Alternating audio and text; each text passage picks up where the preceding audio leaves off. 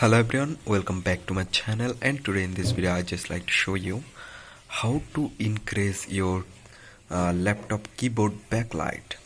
So if you want to increase your keyboard backlight, what should you do? In this video I'll show you that. So here you can see this is my Acer laptop, here you can see, and now I want to increase my backlight. There you can see there have no backlight in my keyboard. So what should I need to do? I just need to press Fn. Also I just need to press F10, both Fn plus F10 together. So here you can see Fn and F10. Now here you can see the backlight already increasing. So if I stop my light, then you can see, so here you can see my backlight already increased.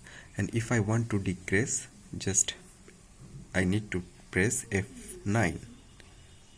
Here you can see decrease, and if I press F10, then it's increase. So I show you, there you can see.